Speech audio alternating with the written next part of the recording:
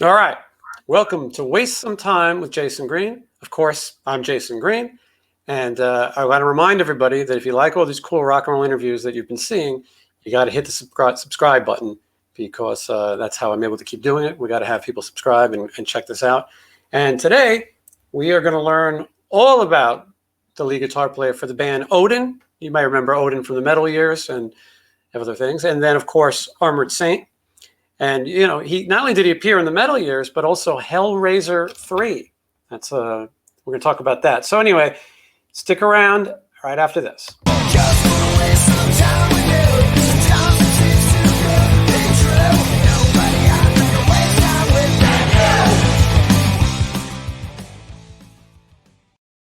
All right, let's welcome right now Jeff Duncan.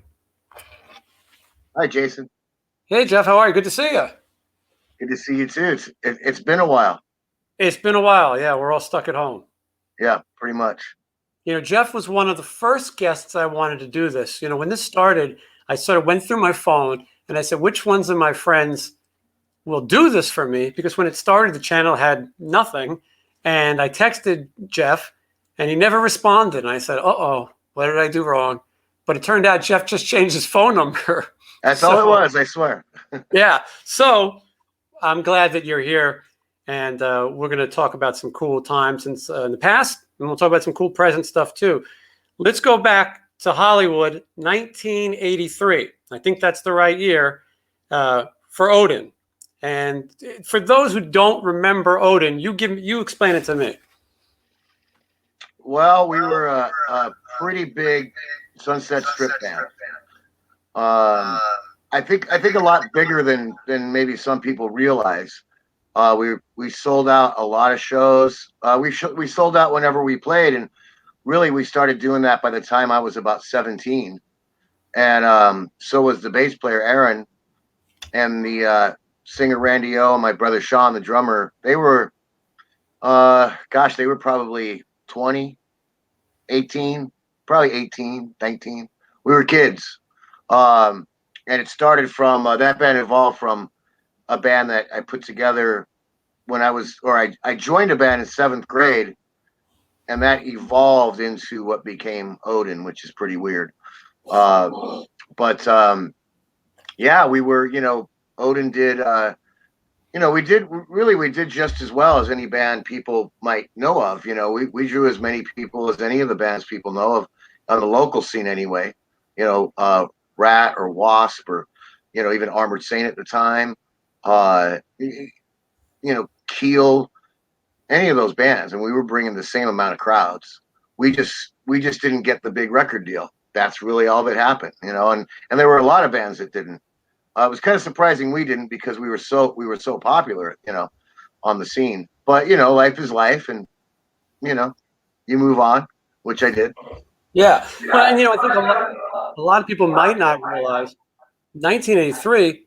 This is early to the scene. People might think of Guns N' Roses and LA Guns and Faster Pussycat, but that's much later in the 80s. That's 86, 87 when it starts taking off. You guys were really there, in that first wave of Hollywood kind of heavy metal. Oh yeah, it's funny because some of the guests, as I told you before, I've been enjoying your show quite a bit just because of the guys you've been talking to, and like your interview with Mark Kendall was really interesting to me because I've met Mark a couple of times. Nice guy, great guy, and I remember, and this was before ODIN was playing the club scene, but I remember Dante Fox, and I remember seeing them with Tony Richards, and I remember when Gary Holland was in. I remember Don Costa, and I remember Dante Fox. I used to go see Rat all the time and Motley. And Dante Fox a lot of times was the end band, because back then they would have an opening band, the headliner was second, and then a closing band. That's the way it was back then. And Dante Fox did a lot of the closing shows, and we would stick around and watch them because we thought they were great, and they were good back then. It was all that out of the night material, really, for the most part, they were doing back then. So, and it's just crazy. I saw Motley Crue before they were big. I saw them, I remember that the Whiskey, half full club, two sets they did. and we left, and there was less people, but I remember thinking these guys are going to be big because they had something, Rat too, when I saw Rat, when I first saw Rat, they had a different drummer and a different bass player, and I saw him go through a couple bass players before it became. Yeah, I remember you telling me, what was the earliest lineup of Rat you saw? Well, I don't even know who the bass player and drummer were. I think the drummer was a guy named Kurt Mayer, but I'm not sure. And the bass player, I don't know who he was. I have no idea. He was he had blonde, curly hair. That's all I remember. But who was playing Robin guitar? and Steven and Warren were there. Okay, so Warren was in the band. It was after Jake. Yeah. It was Steven, Robin, and Warren were in the band. Yeah. How cool! How cool! Yeah, and Wasp. I remember them playing I don't know, it was a weeknight or something, and Blackie was throwing the meat out then. Because we were already friends with Chris Holmes, Right. so we went out to support Chris. And it was a trip, and they got big really quick. I mean, there's so many things, even like that Motley Crue movie, The Dirt, that when they talk about that apartment, that debauchery apartment they had. I was at that apartment a couple times, 16 years old, sitting in the corner. The whiskey. Right across from the whiskey, right? Yeah, I mean, I remember that. Me and Aaron, all of 16 years old, sitting in the corner watching all this debauchery going on. I remember it. So I've been kind of like I could probably write a book on that whole scene, to be honest, because I was in the thick of it from a pretty young age. Well, and it's amazing to live during it, but to live through it and survive to talk about it is another thing. Yeah, that's for sure. That's for sure. Because, I mean, back then everybody, was a lifestyle, and there was a lot of crazy stuff going on. And I certainly was, guilty of subscribing to all of it for a period of time. I got out of it at a pretty young age, but How long have you been sober? How long have you been sober, Jeff? 31 years. Yeah, that's a long time. Congratulations. Yeah. So, hey, no one's more shocked than me. We're looking at Odin right here on the screen. This is I believe this is from the movie The Metal Years, a little later. Yeah, that looks like that period. It might even be a clip from that performance. So before this happens, though, 1983, you guys put out an EP. That's kind of where it started. So tell me where things were going from there. Well, we in 83 we put out, I think it was 83, we put out a 45 called Caution. And it was terrible. I mean, it wasn't terrible, it just wasn't recorded very well, but it was a 45. Gotcha. And we had two guitar players at that time. And we kind of got him in the band because he had a rehearsal studio at his house. It was one of those things, kind of like Van Halen and the PA story. But he didn't, we started getting popular in the club scene while he was still in the band, but it just wasn't working out, and we let him go. And we wanted to be more, the one guitar, the four guys. We wanted to be like Van Halen-ish, or something. And then we ended up putting out that EP, Don't Take No for an Answer. I think that was in 84 that came out. 84, maybe early 85. And so it wasn't until 87 that your debut record comes out, Fight for Your Life. Well, right the debut record was our EP, Don't Take No for an Answer. Right. So this would be the debut full-length record. Right, yeah. And did this only come out in Japan at the time? Yeah. So what happened? Well, I don't know. We got this Japanese deal with JVC. We were supposed to go over it. And, Odin had a lot of management problems, and we had a financial backer, which is never a good idea, when it's just some guy with money throwing money around. And so us being young and clueless, and, maybe our priorities not as in order as they could have been, it just kind of, we didn't really do anything with it. And, and to tell you the truth, that album has its moments, but it's not one of my favorite things. It's okay. Right. Did it ever get a proper American release? No. The only thing we did was we reissued it many, many years later through this label Paris Records. You might have heard of them. Yeah. They do like, you just give them the stuff and then they sell it by mail order kind of thing. And that was fine. I didn't really care. It was just sitting around. I was like, okay, but no, we never really re-released it officially. We were gonna do that with EMP Records, and maybe that'll happen, but we put out we did reissues of vinyl on the first EP, Don't Take No for an Answer, through EMP. But that one, I don't know. I don't see it happening.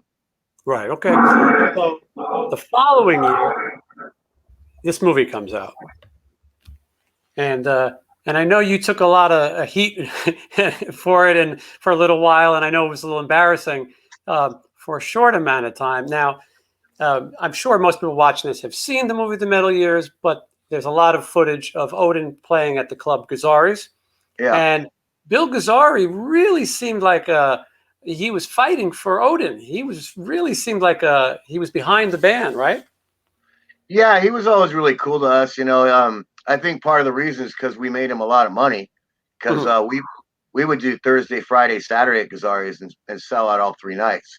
So yeah, he really liked us. He was always super nice. And we all did well playing there. I mean, we didn't play Gazzari's in the beginning because we thought it was just like a cover band club, and it kind of was when we started out. Then it changed, and then once we started playing there, those gigs were great. I mean, we had some really awesome shows there, and it was always just packed solid, and everybody made money, and it was a good time. And Bill was always really fair to us, and as far as getting paid and all that sort of thing. So, I never, and plus, even when we weren't playing, he'd let us go to the bar and have open bar. So he was super nice in that respect. This is a real legend of Sunset Strip. Oh, in the movie, he proclaims that Randy, your singer, is going to be bigger than David Lee Roth.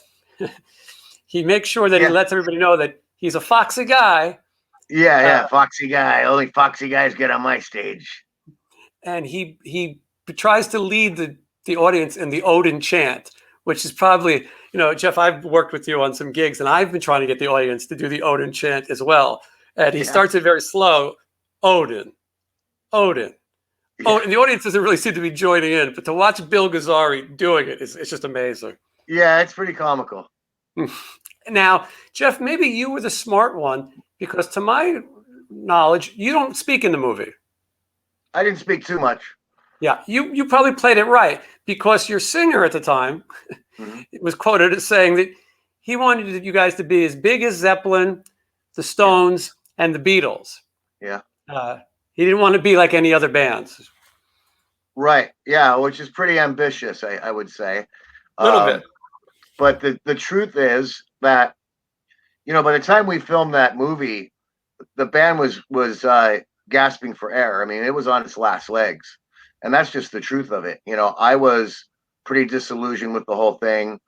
And we had, we'd been slugging it out and doing well in the club scene for a long time. And we'd seen a lot of bands pass us up. I mean, I remember talking to Poison in the dressing room at the Troubadour when they just arrived in town, getting ready to play a Tuesday night, and we were there because we had a full page ad in Band Magazine, and we were folding all the Band magazines to our ad, and went upstairs to talk to the booker, who was a friend of ours who worked with us as well.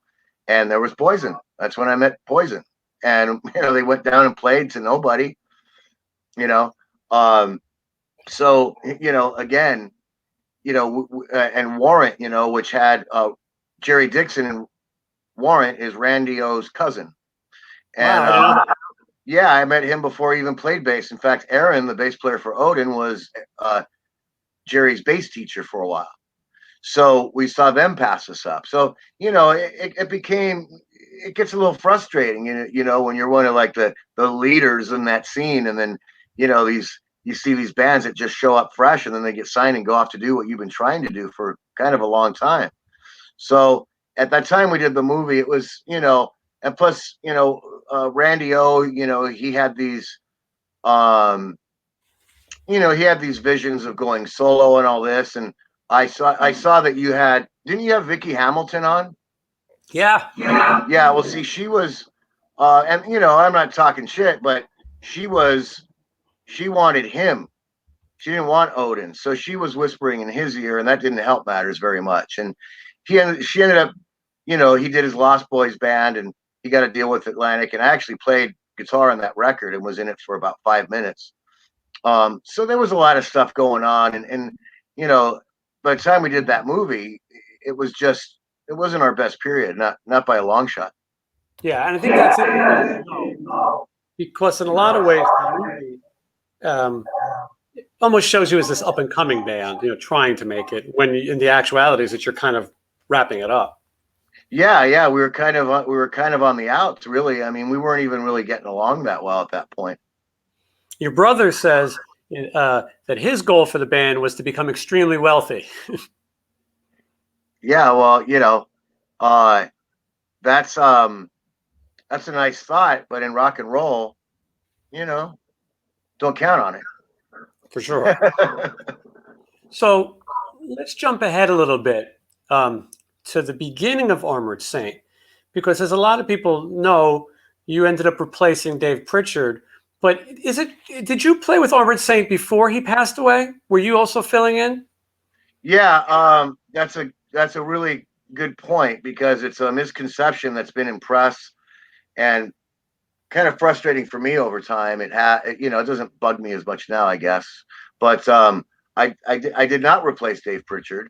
Matter of fact, I was asked to be in Armored Saint in 1987 when they were in the Delirious Nomad touring stage, and I turned it down because I was still pursuing Odin.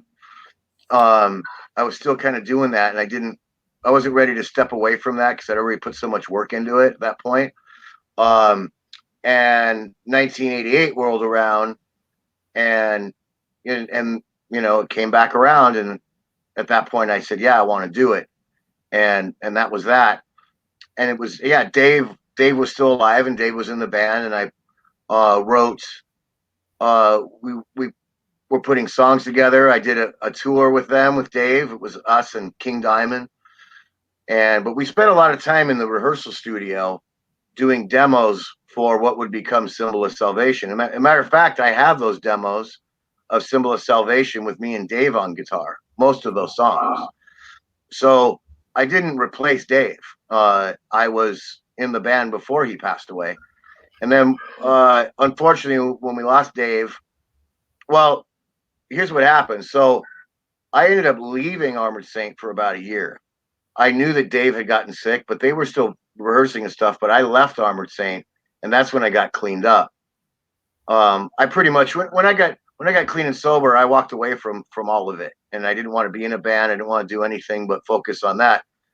And I'm glad I did because it built a foundation for how I live my life to this day. So it wasn't, I don't regret it.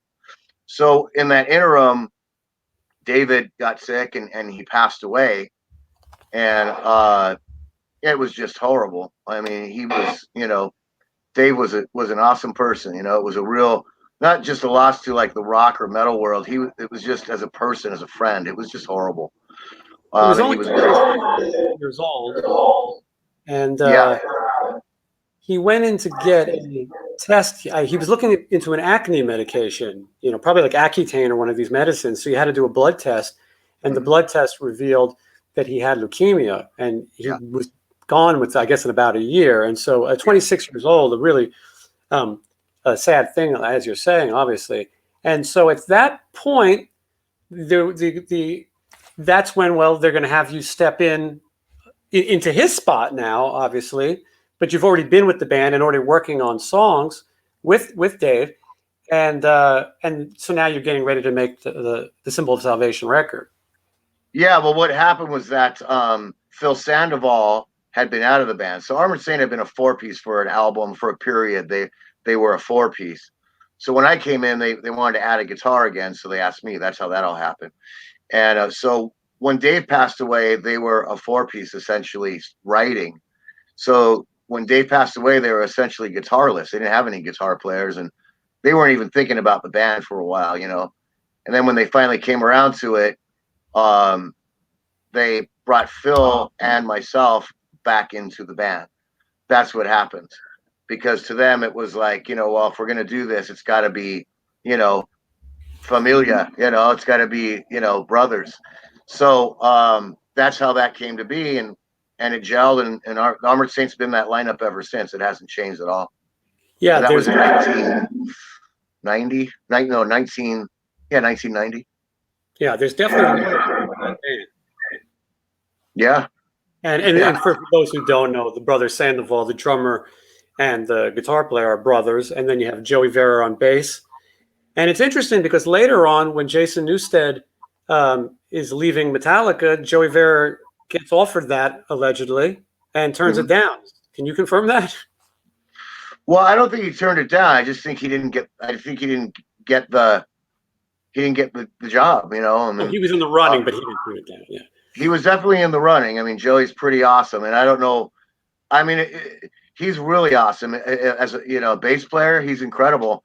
So I mean, I'm surprised they didn't pick him. To be honest, I thought for sure he was going to do it. He seems like a fit.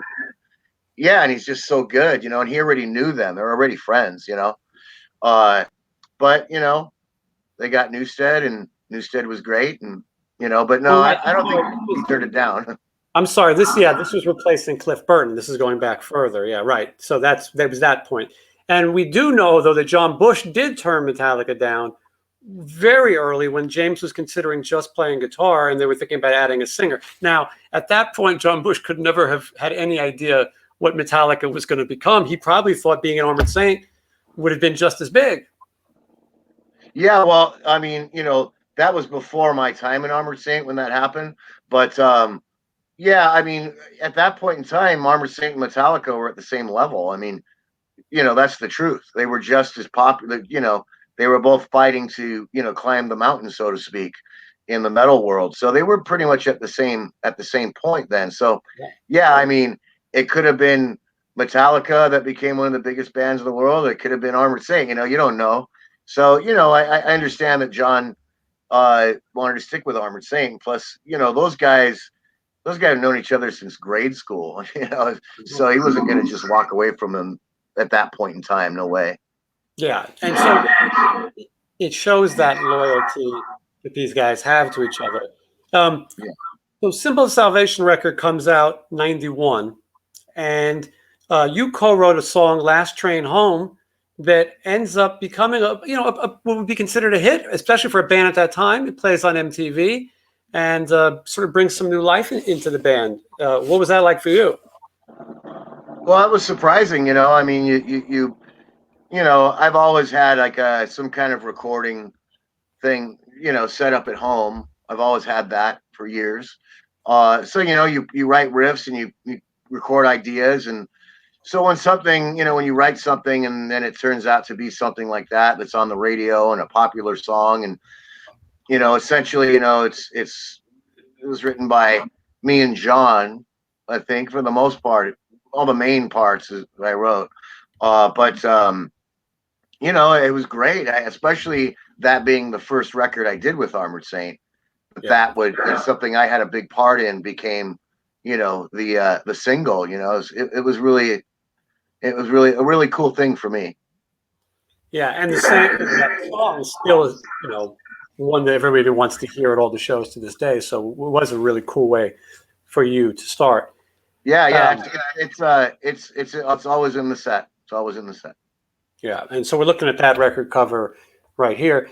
So I want to ask you about Hellraiser 3, the horror movie. There is a scene in the movie where Terry Farrell, the actress, goes into a club that has different styles of music in each room and different themes. And one of the rooms she walks into, Armored Saint is performing. So, and for those who might not remember, Hellraiser is this series of horror movies with the character Pinhead, and were very popular movies. So, how did that experience come about? Well, it was pretty weird. Well, I know we were in the middle of a tour. I think it was in the middle of a Symbol of Salvation run, and it came up, and we ended up in High Point, North Carolina. They do a lot of movies at the studio up there, And we ended up there, and there we were. You know, it was just one of those things. It was in the smack dab in the middle of a tour, and it was cool. I remember they paid us in cash. Wow. You know, they gave us each like an envelope, you know, and it was fun. I got to meet Pinhead himself. I still have a little picture that he signed. It said, "To Jeff, see you in hell," or something like that. And it was, you know, it was a blast. I mean, and I got to tell you, that guy in that costume, when you're standing there in front of him, it's pretty intimidating. Even though it's not like real, it's still kind of scary. Yeah, I could imagine. Yeah, but no, it was great. You know, I think you actually see me in that movie for 0.1 seconds, but Quick. yeah, it's really quick. But you know, it was awesome. You know, I was in a Hellraiser movie. I can dig it. You know. Yeah, no, it's funny. You're in a movie directed by Penelope Spheris, the Metal Years, and then you're in a movie, a horror, you know, legendary movie. So, okay, so what's crazy is about a year after things are going for Armored Saint with the Symbol of Salvation album, you did the cameo in the movie, the single comes out, Anthrax comes around, and I believe this was the second time they asked John to join. I think he turned it down once. Right. And then it seemed like Armored Saint might have been taking a break or something going on. You know better than anyone. What was happening at that point? Well, we weren't taking a break. We were, well, maybe we were kind of, but we had done the whole Symbol of Salvation touring and all that, and it was really rough, and it was really hard because, you know, this is 1991, so the whole musical climate was changing, as we know. So what we were doing, although we did it very well, wasn't it just wasn't, you know, it just wasn't doing that well on the road. It was really rough. It was a hard tour, and in a lot of ways. So we got back from that, and I believe at the time when the Anthrax thing happened, I was roommates with John, and he told me what was going on, and I knew he was going to take it. And we had some gigs booked in Hawaii, and we went to Hawaii and we played this gig. And I remember walking off the stage knowing that he was leaving. I knew that was it, which was pretty weird, you know, because it was a great show. It was a really good show.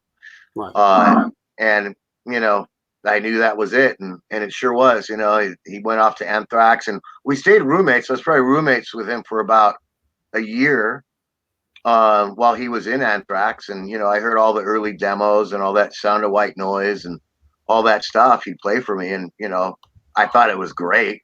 You know, I mean, it was awesome stuff. So, and, you know, I understood why he did it. You know, I totally, any one of us at that time would have done that. I can assure you. Yeah, and so yeah, it wasn't hostility. So around this time, I believe, people get mad at me if I don't know every exact date, but I believe you started to begin DC4. Is that right? Well, I started a band called Bird of Prey, Okay, right. and we never made. It's the only band I've ever had that didn't make an album. And it was me and my brother Sean, and this bass player Paul, and then this singer out of Chicago, a guy named Kyle. And you know, we did like some recordings, but it was just kind of, you know, in hindsight, I should have just taken a break at that point. I really should have. But so it was kind of, it was okay. You know, I mean, we never made a record, so there we go. But that band, what happened was the bass player got kicked out, and then we brought in our brother Matt, and that was cool. And then the singer, you know, he just kind of went away. I can't remember how he was gone, but my brother Matt didn't like him anyway. So that happened, and then I started writing songs for a while. I was on a break, and I just was writing songs at home, and I started singing them. And we got another guitar player. Initially, DC4 had another guitar player named Highland Church, great guy. And that became DC4. So it kind of came out of the Bird of Prey thing in a way. And then we jammed, and I was like, well, it sounds good, you know, just find a singer. And my brothers were like, well, we thought you were going to do it. You know? So by default, I became the lead singer. And we were originally called Human Nature, but then it became DC4 shortly after that. DC stands for Duncan, right? Well, I guess it does now. Originally, the name came from the original guitar player we had was named Highland Church. So it was Duncan Church 4. That's kind of what that meant. But uh, you know, when we got our buddy Rowan Robertson in the band, I remember we said to him, "Well, we have this name DC4, and this is what it means, and or what it's meant, and we'll change it if you want." You know, come with something. And he's like, "No, it sounds cool. You know, let's just keep it. Who cares what it means? It sounds cool." So, all right, so it's DC4. So my brother Sean started calling it Duncan Clan 4. So, all right. Yeah, well, it certainly fits. So we're looking at a little picture here, and we're jumping around a little bit, you know, with the, oops, hold on. We're jumping around here a little bit with the eras, obviously. This happened later than what we're talking about, but I'm just trying to show a little bit of DC4 while we're on it. Because, you know, Jeff, you really have stayed busy with DC4. You continuing, and you have a new record coming out, right? Or it's out, and you're making videos right now? Well, what we're doing now, fortunately, we signed with a new label called Halophonic Music. Mm-hmm. And that album right there on the screen, that's Atomic Highway. And that came out actually about two years ago through another label. And it just kind of sat there. It, you know, it never really got the promotion and attention that it needed. Mm-hmm. So, but it's a really good album, and we really liked it when we finished it. So, really, with the new label that we're with, we're kind of recampaigning the whole thing. And so, yeah, we shot a video for it this past weekend, and we're just going to recampaign that album. And in the meantime, Rowan and I have been getting together and writing to, you know, work toward making a new album. So, you know, we're pretty happy about it. You know, we kind of didn't know what we're going to do. I was writing music and stuff, but you know, it's good when you get someone behind you who's, you know, likes the band, you know, and wants to do something and put their money where their mouth is and not just blow smoke, you know. Yeah. Well, and you have great guitar players aside from yourself, Rowan Robertson, you know, who recorded with Dio, and you know, what a great lineup, and then your two brothers as well. Yeah. I mean, you know, Rowan's awesome. You know, since I'm handling the vocals, and I do my share of guitar solos and all that, but I know, like, to my right, you know, or to my left, I have someone who's gonna cover things just fine, you know, and as you know, nicest guy you ever meet, you know, just a great person. So he got adopted by the family, you know, so to speak. So and we've been playing together since 2007, so we've been together a long time. Yeah, if people watch my interview with Rowan, they'll find out that Rowan's had this bad luck with records not coming out. He's got these unreleased Dio tracks. He made a record with Oni Logan that never came out. I was trying to urge him to open up his house as a drive-through to play the records for people. But the DC4 records are available, and so people want to hear Rowan aside from Dio. Yeah. Well, they're all available now. People just go to dc4rock.com and they can get all the albums because we've reissued all of them, and you know, including the new one. So it was really a blessing, you know, that we got involved with this new company because you know, sometimes some people that I've been involved with in the past, they'll take on DC4 because I'm the Armored Saint guy, you know. So they're thinking about, oh, they could capitalize on Armored Saint, but DC4 is an Armored Saint and it doesn't sound like Armored Saint, and it's a completely different band. So, you know, anybody gets involved with this kind of has to pretend that that's not a part of it because it's a totally different thing. But the cool thing with this company is that they actually really dig the band for what it is, you know. And sure, if you have a little bit of pedigree in the band, that doesn't hurt. I mean, of course, but you know, once they see that the pedigree isn't the sole thing that's going to sell it, they kind of drop the ball. And that's certainly not the case here. You know, they really are into the DC4 thing, and you know, it's got to be like that. It's a different band. Hello, you know. Yeah, which is great. Now, so let's rewind a little back.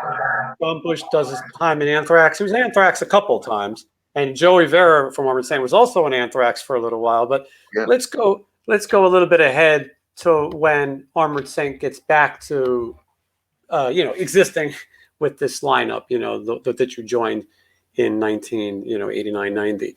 So talk about what it's like now. Joey Belladonna's back in Anthrax. John Bush is committed to Armored Saint. It seems like you guys are happy to be doing it again. Talk a little bit about what it's like. Well, I mean, it's been great. When we got back together, that was in 2000, and Anthrax was actually on a break because Scott and Charlie were doing SOD, and so it was going to be a long break. So John and Joey started talking about doing an Armored Saint record, and so we reconvened, and everybody, we found anybody who might have been lost or whatever, and we reconvened, did the Revelation record, and we've done 4 albums since then. What we've done, we did Revelation, we did La Raza, we did Win Hands Down, and now Punch in the Sky. So 4 albums, and it's just been great. I mean, we've done some. It's actually been the best period for the band, to be honest. The tours have been that we have done have been just a pleasure. We've played a lot of places we never played in the past, like South America and Japan. Just a lot of places we never played before. Tons of European shows and festivals and tours with great bands like Metal Church and Saxon and Queensryche, and we've just done a lot of stuff. And it's just been great. It was almost kind of like, once we reconvened, it was almost kind of like, okay, not only are we going to do this again, but we're going to do it right. We're going to treat it right. And the cool thing too, I got to mention, because of Metal Blade Records being such a and Brian Slagle's support, as well as Tracy Vera, we have the opportunity to do records we want to do. There's absolutely no pressure to. I mean, it's going to be Armored Saint. It's going to be hard and metal, but we have a lot of freedom musically to do whatever it is that we want. Whatever Armored Saint style is evolving to, we have that freedom. So, there's no real pressure in that sense. So it's really an ideal situation. And they're just, Metal Blade's been so good to the band. It's, I don't know if Armored Saint would have been able to continue without them, to be honest. I mean, really. But yeah, it's just been a really, really great run. And we're not done yet. We just put out the Punching the Sky album, and it's thankfully been very well received. We just can't tour on it right now, which kind of sucks. Right. This is a live record that we had up there. That was a live album. But yeah, you do have Punch in the Sky, which would have been the record you're out touring for. And one of the things Armored Saint was talking about is that when the band was earlier, they didn't go overseas very much. They were advised not to. And now you guys go over there and do really well. Metal music has survived in these other countries almost better than it has here. Oh yeah, it's thriving over there. I mean, there are droves of people there who heavy metal and live music is their life. Droves of people. They're not musicians. They're not. Maybe some of them are, but it's just the fanfare and the amount of people who are loyal to their music is really something else.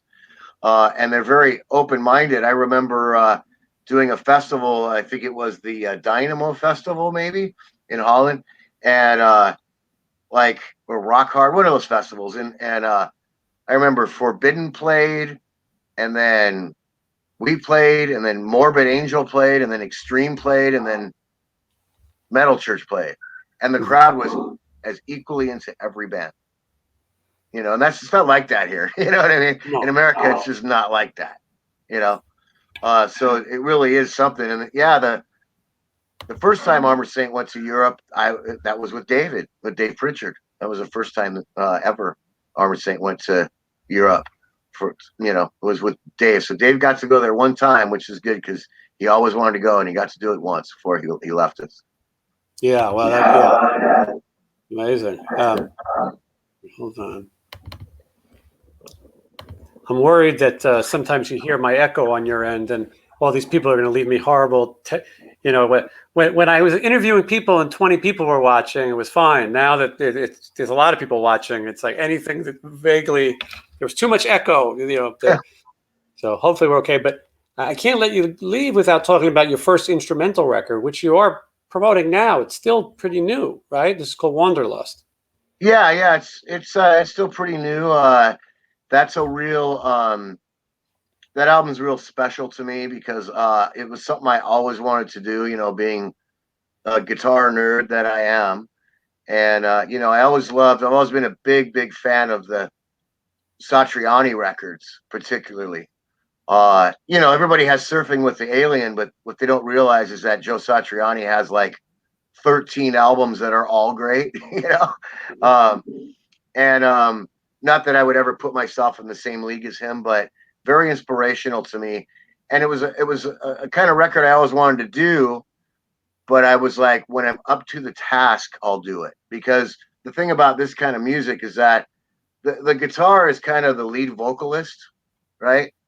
And so when the solo happens, it has to be extra special, so the skill level has to be at a certain place. And writing instrumental guitar music is a whole nother animal because you're still trying to convey emotion and convey a song with just a guitar. So it has to be emotive. It has to say something. And I think I accomplished it my first outing doing it. I'm very, very happy with it. And I'll definitely be doing more. It was just kind of one of those, not so it could be like, hey, it's a solo album. It has my name on it. Just from the standpoint of, artistically speaking and just wanting to continually grow as a musician, it was a really cool, just a really cool road to go down and challenge myself. And yeah, that'll always be a special record to me. And where can people get it? Same thing. They could get it at my website, jeffduncanonline.com, and they can also get it at the DC4 site, dc4rock.com. Cool. Yeah. So hopefully people will go check this out. And this is the perfect time to catch up on some new rock and roll music, while we're home. Yeah, that's for sure. I mean, kind of, a good thing is that I've been real creative here, and I got, a ton of material that I'm coming up with. So it's been nice to be able to, spend time doing that end of things, because sometimes there's just not time to just sit down and even just play guitar and, love the guitar and get into that and that sort of thing. But, then, it's like, I want to play some gigs, man, go sit in with the Sinners, whatever, I want to do something, I want to go on stage and play loud, I miss it a lot. I was telling the story to somebody, maybe Bloss. We did a Sin City Sinners show that I booked in Utah, and you came with us, and we didn't have a lineup. Everyone was doing something else or whatever. So it was Bloss from Slaughter, Scotty Griffin on bass. He was the only constant. And then Frank Domino from Angel was singing and you playing guitar. And we went out there, and I remember we went to have lunch. And I never had Chick-fil-A before. And Bloss was so passionate. He was describing it as if it was a sexual experience, how I have to try it. But then he said that you have to have Mexican food. He had this whole thing laid out. But I remember we played the show and no one was there. They just didn't promote it.